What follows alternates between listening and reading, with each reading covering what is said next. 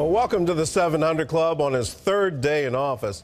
President Trump is moving ahead with one of his best-known campaign promises, building a wall on the border with Mexico. The president also says he'll make another announcement soon, his choice for a new Supreme Court justice. Reporter Heather Sells has that story. The president tweeted the news on his personal Twitter account, saying, "We will build the wall." The plan, a measure to jumpstart construction. He's also expected to take other decisive action on immigration this week, like a 4-month halt on all refugee admissions and a shorter ban on people coming from Muslim-majority countries. The news comes as the administration continues to defend the president's belief that millions of illegal votes were cast in November. I think he stated his concerns of voter fraud and people voting illegally during the campaign, and he continues to maintain that belief based on studies and evidence that people have presented to him. The president is also moving ahead on the economy. On Tuesday, he met with the heads of the big 3 U.S. car makers and other automobile leaders, promising to streamline the environmental permitting process and make the U.S. business-friendly.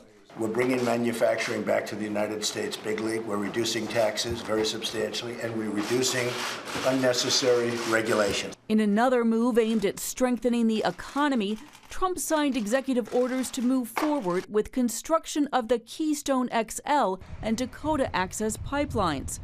And Trump says that he'll soon announce perhaps most his important nominee, his choice for a new justice on the Supreme Court to replace the late Antonin Scalia. We have outstanding candidates, and we will pick a truly great Supreme Court justice. The leading candidates are 3 federal judges who are all strong conservatives.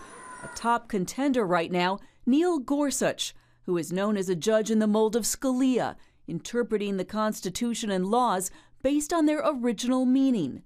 Also on the shortlist, William Pryor, who once called the Roe v. Wade decision legalizing abortion an abomination, and Thomas Hardiman, known for his support of gun rights. The president says he'll announce his decision next Thursday. Heather Sells, CBN News. Well, another Trump news, the House of Representatives passed a strong pro-life bill. George Thomas has that story from the CBN Newsroom. George? That's right, Gordon. The House has passed legislation to ban the use of federal taxpayer money for nearly all abortions. The measure would also block tax credits for some who are buying abortion coverage under Obamacare. Republicans passed a similar bill back in 2015, but President Obama then threatened to veto the legislation. GOP lawmakers say the bill has a better chance under President Trump, but it needs to go through the Senate first, where it could face considerable opposition from Democrats. The Senate has overwhelmingly approved President Trump's nominee for UN Ambassador Nikki Haley. Senators voted 96-4 to approve her nomination. The 2-term South Carolina governor has said Russia cannot be trusted right now and supports moving the U.S. Embassy in Israel from Tel Aviv to Jerusalem.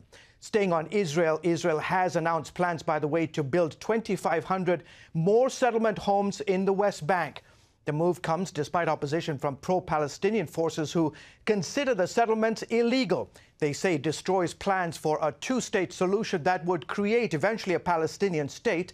The Trump administration is considered to be more friendly toward the settlement movement. And Prime Minister Benjamin Netanyahu wrote in a Facebook post Tuesday that Israel will, quote, will continue to build more settlements.